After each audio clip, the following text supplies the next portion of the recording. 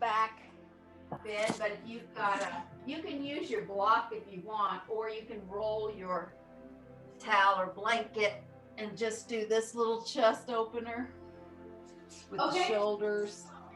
So it's just a little chest opener. Now you can always bend or place the feet on the floor with the knees bent, or you can let the legs be long like a Shavasana. It just depends actually on your lower back. That's kind of the key here. It's like if you're feeling tension in the lower back, you might want to have the knees bent, because you still get this chest opener whether the knees are bent or whether the legs are long. So, and yet can adjust it. You can have the tips of the shoulder blades on it, but a lot of what this pose is about is finding that length across the collarbones.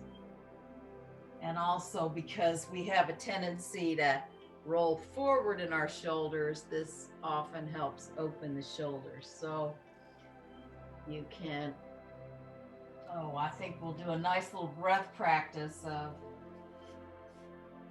really taking a long, slow exhale. And then when you get to the bottom of that exhale, you can press the abdominals in, release the last little bit of breath, take a pause, and then take a slow, long exhale. And when you get to the top of the breath, you can take a pause there. And if it helps you, you can actually count and either have longer exhales, or you can have even exhales and inhales. And anytime you need to do a normal breath, you can do that in between, or you can try to do a continuous breath practice. So, or you can do 2 or 3 of these and then have a couple of normal breaths. So you're just engaging those abdominals when you come down to the exhale, pressing it out, and then slow pausing, and then slowly inhaling it. And in this position, you'll be able to perhaps feel a little bit of your behind your rib cage, and perhaps even in that thoracic between the shoulder blade area. As you inhale, you might be able to feel some movement in that space.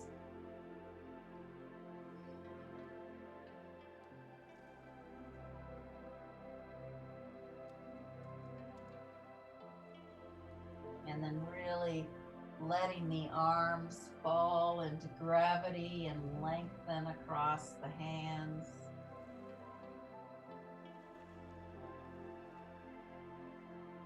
Maybe you feel the backs of the arms, maybe the wrists, maybe the ankles on the floor, maybe it's the feet on the floor with the knees bent. So just let whatever's touching the floor soften and widen.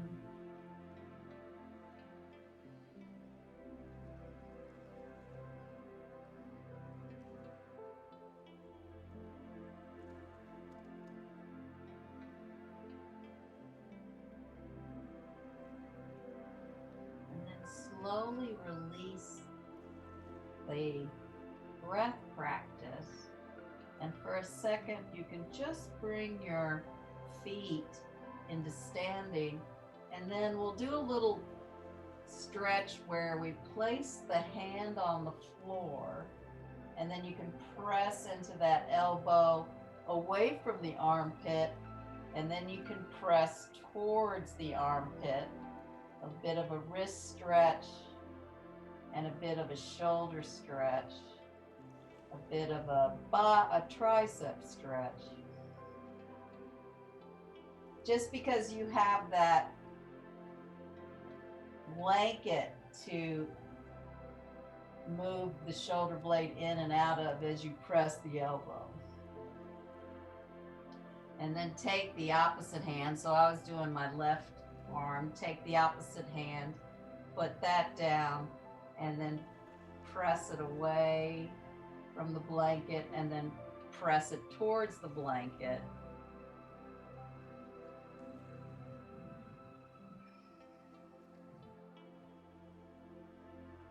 And then because we're here, go ahead and do a Gomukhasana arms where you bring the right elbow under the left. And then because you've got the blanket there, you can stretch the arms overhead. And then you can also bring the elbows down. And maybe you get a little mobility in that space between the shoulder blades.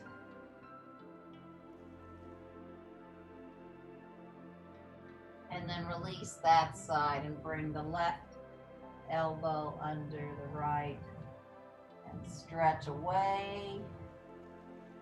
And then you can stretch the elbows down.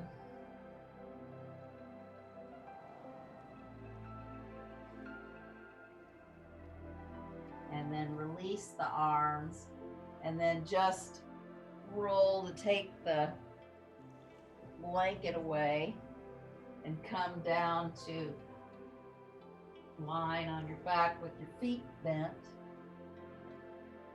Your feet bent. Your knees up to the ceiling, feet on the floor. And then you have the choice to bring the palms down next to your hips or interlocking the fingers under your head. And then you can inhale the knees to the chest, extend up through the heels, exhale, bend the knees to the chest, and then soften the feet on the floor. And again, at any time, if you want to change your arm position, you can, including reaching overhead,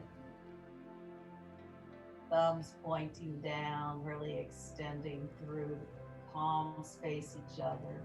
So whichever arm position serves you today.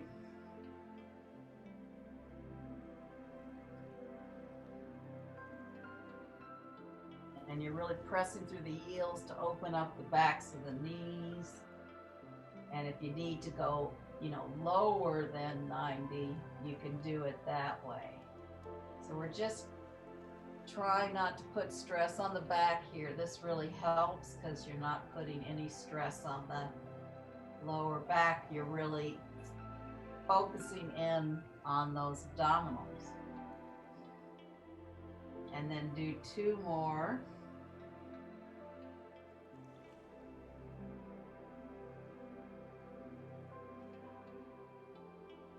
And then just place the feet on the floor. If you need to release the pelvis, you can press into the feet and shake through the hips. And then again, for the next one, again, you can have the hands down, hands underneath the head, hands overhead. This is where it's nice. If you want a lot more work, you can put the block between your hands and have the block, you're still holding the block, so it's not on the floor. It gives you a little bit of weight work. And then bend the knees into the chest and press the heels to 90 if you can get it there. Otherwise, you're a little bit lower. But you don't want to press it over 90. You want to just be at 90. And then bend the knees into the chest. Press to 60 degrees. So that's not quite halfway down. It's a little bit above halfway down. And then bring the knees in. Make sure that you're still breathing and not holding your breath. Press it into 30 degrees towards the floor. You can be higher if you need to. And bend the knees into the chest back up to 60 degrees. And bend the knees into the chest up to 90. And then you slowly exhale them down. And then just have a few breaths here in Shavasana before we do a second round going the opposite way. So then holding onto that block, bending in the knees into the chest. We'll start at 30 degrees. Then we'll bend the knees into the chest up to 60 degrees. Then we'll bend the knees into the chest up to 90 degrees.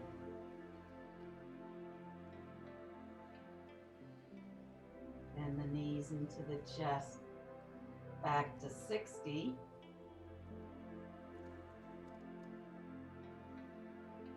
Bend the knees into the chest to 30 degrees. And then slowly bring the legs down and have a couple of breaths breathing into the abdominals, releasing all that.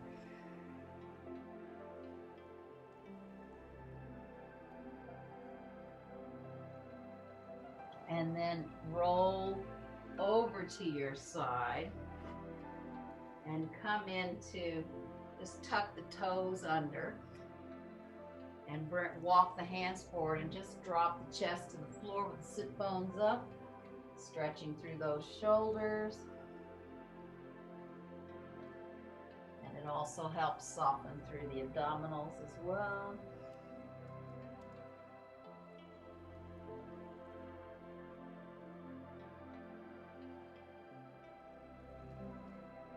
And then come up to all fours. We'll do a little bit of a vinyasa where we do the cat and the dog tilt and add downward dog and Adho Mukha. So we'll round the spine to cat, tilt, inhale to dog tilt. So here the sit bones are up to the ceiling so that you can tuck the toes under, come into downward facing dog. And then inhale, coming down and going into big toes together, knees wide. And then inhale, coming up to all four, rounding the spine into cat tilt. Inhale to dog, tuck those toes under, coming into downward facing dog. And then come down and keep the toes tucked, and then just bring the sit bones back, stretching out the toes and the insteps. Couple of breaths here. And then inhale, coming up to all fours, rounding the spine of the cat. Inhale to dog, tucking the toes under to downward facing. And bringing the knees down, going into big toes together, knees wide. And then coming up to all fours. And because I'm on this side, I'm gonna swing my left foot between my hands. And if you want to do that, it's really useful to do poses in the opposite side as opposed to the right leg. So I'm coming up to my fingertips. This is when it's nice to have two blocks under your hands too. But take the left leg and swing it through, and then you've got that foot on the floor, and you got the fingertips here, so you're not putting a lot of weight there. You're trying to bring the weight into that front leg and through the back shin. So it's a little bit of a lunge. Then you'll tuck the back leg under, come into that lunge, and then bring the hands up onto the thigh. And if this feels like enough, you can stay here. Really press through that back heel to lengthen that front thigh. And then if you want to, you can bring the arms up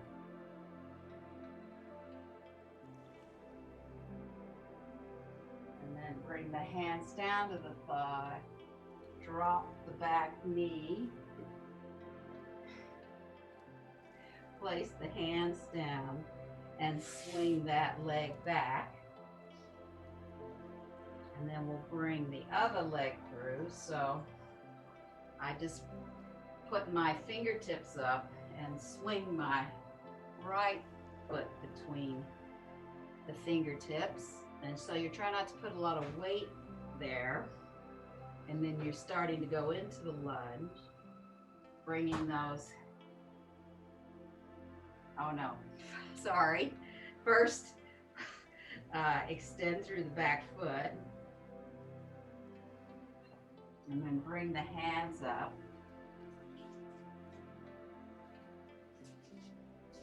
And then if you want to bring the arms up, you can. Into Virabhadrasana 1, and then bring the hands down, drop the back knee down, bring that leg back, and then take a inhale, rounding the spine and cat tilt. Exhale to dog tilt, tuck the toes under, go into a downward facing dog. And then bring the knees down to big toes together, knees wide. And then inhale, coming up again to all fours. And you can bring the hands onto your fingertips and swing that left foot between the hands. Now you'll tuck the toes of the back foot and turn that heel in so that you're really grounding between the 2 feet. And then see if you can slowly take the weight off the hands and allow the upper body to float up into Virabhadrasana 2, Warrior 2 pose. Really using the power between the legs. And then you can look over the front hand. It's always good also to look over the back hand so that you get that space there, and then coming back and looking over the front hand. And then you begin to soften through the torso, bringing the fingertips down, then the back knee down, and then swing that leg back. And you can take an inhale and an exhale into all fours. And then you can bring the fingertips up again, swing the right foot between the hands, going into that lunge, and then extending through the back foot so you turn the heel out and really ground into those legs. And then you slowly float the torso up. And you can look to the front hand, but then you can also look to the back hand and then turn around, look to the front hand. And then bringing those hands, fingertips down, dropping the knee back, bringing the right leg back. Hands down to all fours, rounding the spine to cat. Inhale to dog tilt, tucking the toes into downward facing dog. And then bringing the knees down to big toes together, knees wide.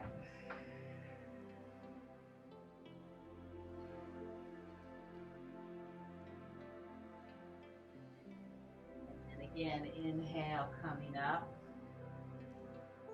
bringing the fingertips up so that you can swing the left foot between your hands, and then you lunge. You go into the lunge a little bit before you bring the back foot up, turn the heel in, and this time you're just going to take the left arm onto the left thigh and then rotate that shoulder up into Gomukhasana, and you can keep the arm down or up and over.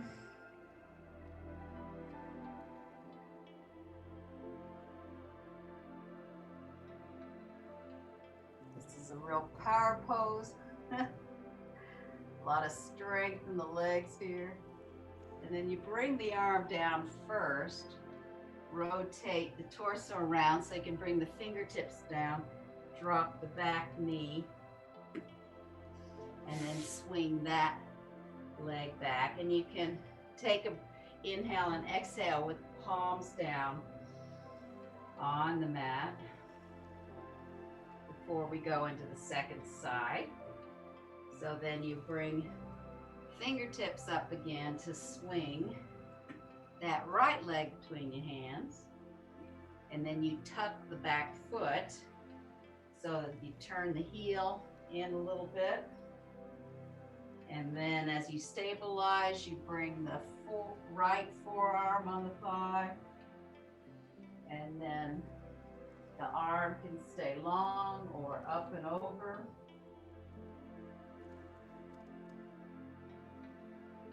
Really press into those feet. And then you can pivot around, bringing the fingertips down, dropping that back knee, swing the right leg, then inhale, rounding the spine into cat tilt.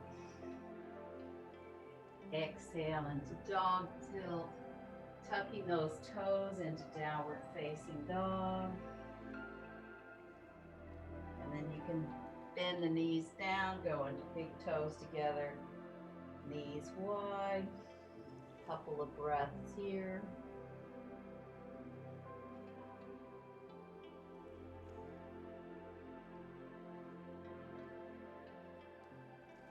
And then on your next inhale, coming back up to all fours. And then you come back up to the fingertips, and you bring that left foot between the blocks, between your hands. Well, if you're using the blocks there, you can put the blocks there. And then you're gonna come through the back toes like in warrior, the first lunge warrior, and then bring that right elbow to the left thigh. Now you can stay there and start the twist, or you can bring the palms into prayer position.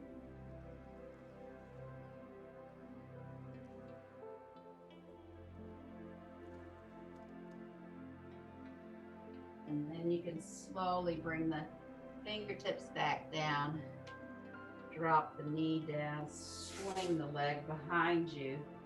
You can bring the palms back to the floor with an inhale and an exhale here. And then bringing those fingertips up again, swinging the right foot between the hands. And then you tuck the back toes up to lengthen through that leg. And then the left arm comes around the right thigh, either staying here. So you can stay here with a hand on the hip as well, or you can come into the full twist. Feels kind of good, especially towards the end of the day. It's morning for you, Richard, but still very useful. Bring the hands down, drop the back knee, bring that leg back. So now you're in all fours, and you're going to round into cat tilt. Inhale to dog tilt. Tuck the toes and come into downward facing dog, and stay for a few breaths in downward facing dog. See if you can really work through the front thighs here. And bring your ears between your arms.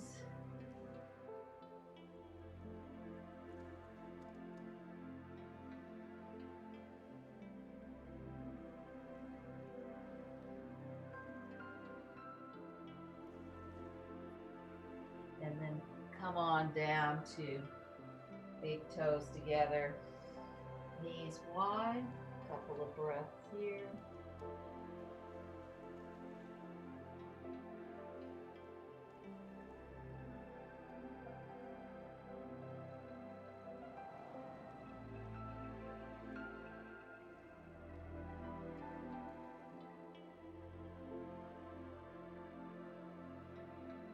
And then inhale coming up, and I'll just move my mat a little closer. And we're going to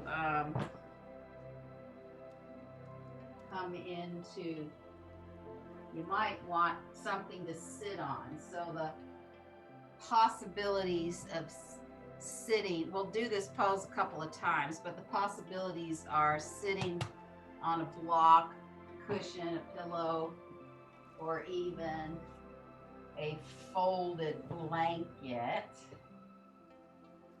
you know, like so. And I'm going to turn my back to you just for a minute, just to show the leg part, and then I'll shift sides. So if you're on all fours, you're gonna take, let's see if I can do this right. Oh, I'm gonna have to move the block. I'm gonna take the right leg and bring it over the left. And if I sit on the block, I have to bring the block there. So I might scoot up a little bit. It's always a bit of maneuverability here. So I'm sitting like so. And just give yourself a chance for the hips to open. And you know, it's fine if you need more height to sit comfortably, and the legs may not be so close in. So you have to play with what you have at home to do this pose. And you can start with the hands on the hips just to really ground yourself in the pose. And since my left leg is on top of the right, I'm going to bring my right hand between the shoulder blades and get that front of that right shoulder open, and breathe into that a couple of breaths, and then inhale the left arm up. And if I can get my hands, I can, or if not, I'm just going to stay here for this. We'll do it twice, so.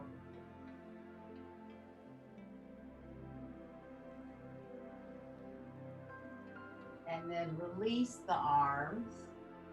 And to come out of the pose again, you come onto all fours and you lift that back leg up. And now you're in all fours. So for the other side, it'll be lifting the left leg up, bring it behind, and then the block will have to come, or pillow or blanket will have to come here. And then again, it's the left hand comes between here, and you can put your hand on the front to give space in the front of the shoulder. And then you can inhale the right arm up and try to get where you can, but don't worry about it. Don't be distorting the shoulders too much.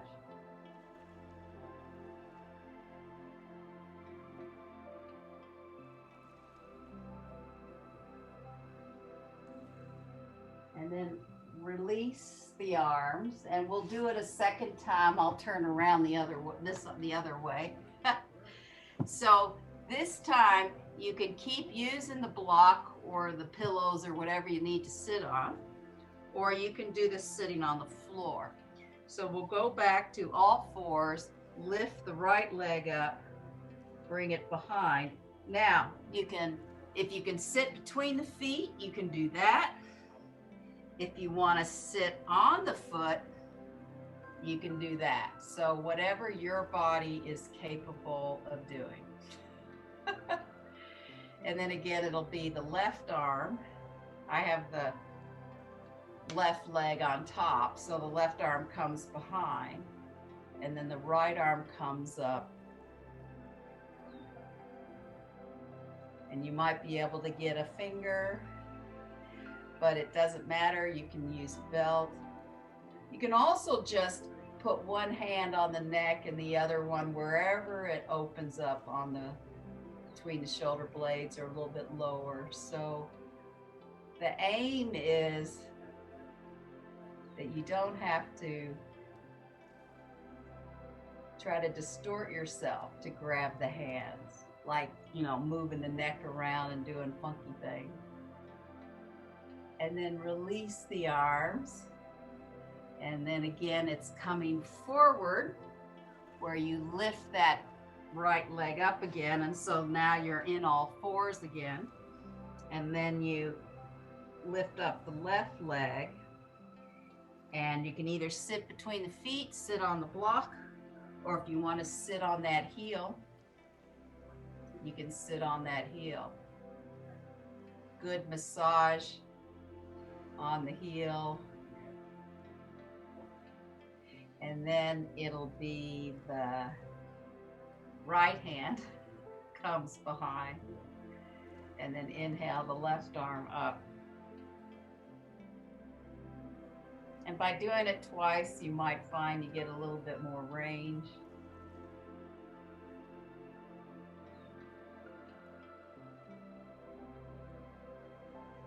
And then slowly release the arms and the hands.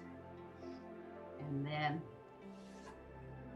just come back on your mat and do just a little bit of cat and dog.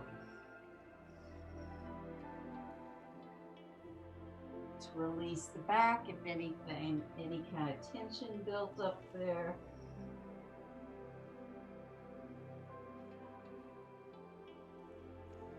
And then you can slowly come down into Shavasana, or you can put your feet in a chair, or your feet on a couch, or feet up the wall, whatever setup you have, wherever you are, and come into some form of an inversion. Or an inversion just means that the chest is above the heart, is the pelvis is above the heart, so that the blood flow is reversed. So whatever you decide to do,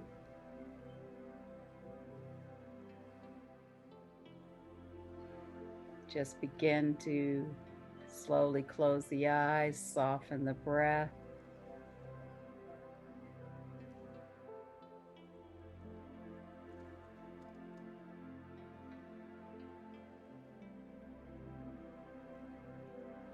And starting with the toes, softening all 10 toes.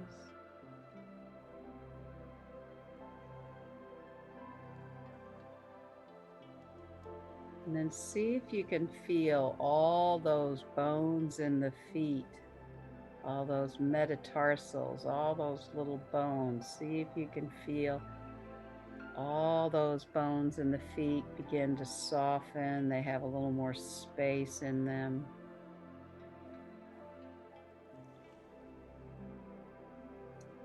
And your instep begins to soften that arch of the foot.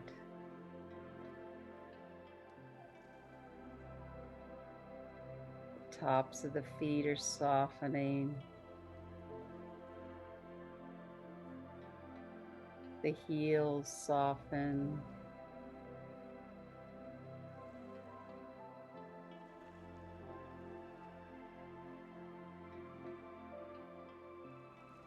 The ankles are softening.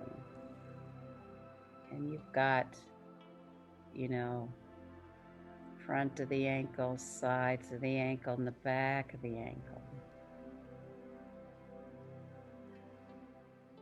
And then the lower leg, the shin, the calf muscle, that whole area softens.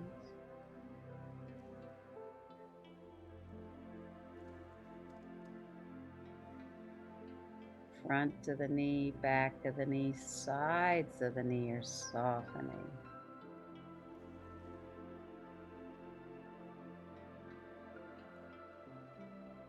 Upper thigh, hamstrings, quadriceps are softening.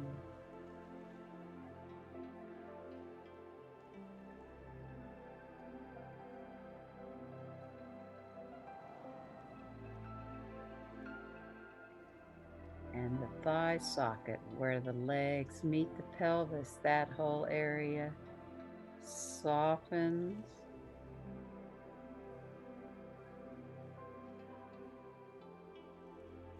And then the front of the pelvis, the sides of the pelvis, the back of the pelvis softens.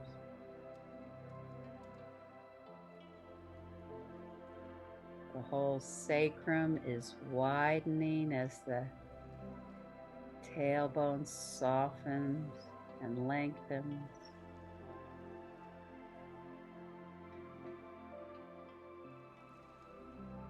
The rib cage is softening. Front of the rib cage, sides of the rib cage, back of the rib cage.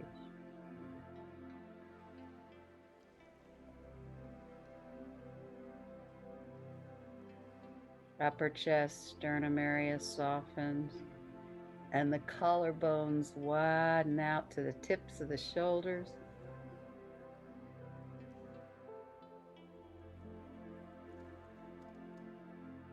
Shoulder blades are softening and moving to the hips, and the space between the shoulder blades widens and softens.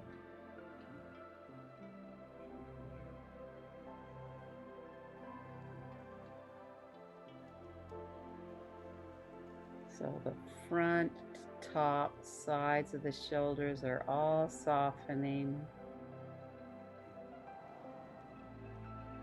The upper arm, biceps, triceps, deltoids are softening. Inner elbow, point of the elbow softens.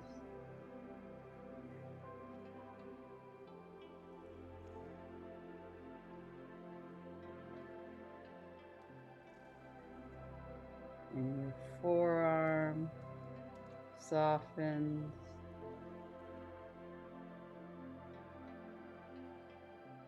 Your wrist softens.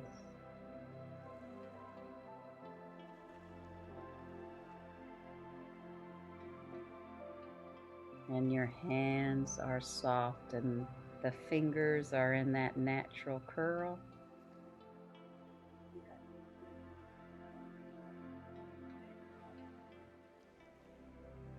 Your collarbone notches are softening. Your throat softens. Back of the neck softens and lengthens.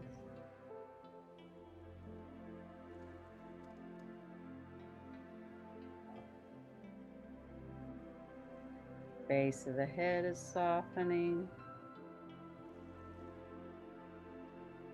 Your scalp softens. Your forehead widens and softens. Your temples are softening. Space between the eyebrows widens and softens.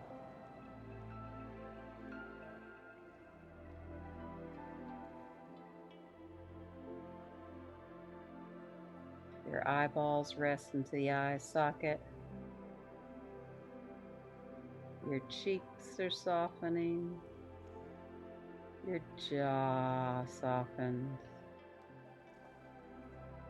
Your lips are softening. And your chin is softening.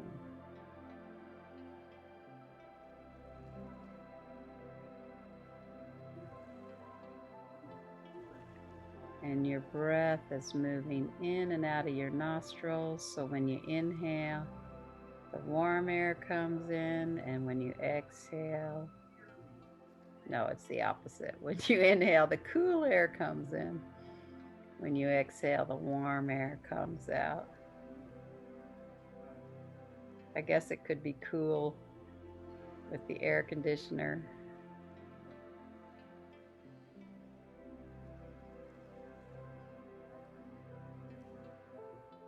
So your whole mind, body is relaxed.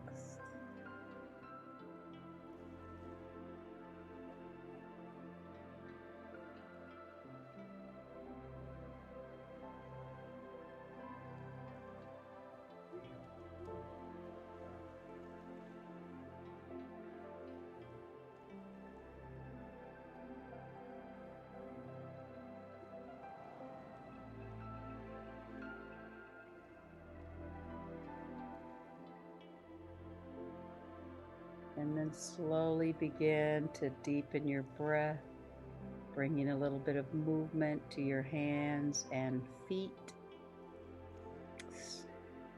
stretching the body to roll to your side.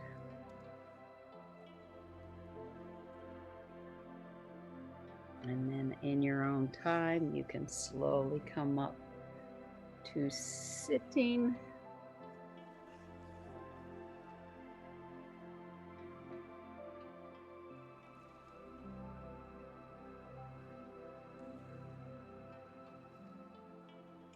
So good thoughts, kind words, and heartfelt actions. Namaste.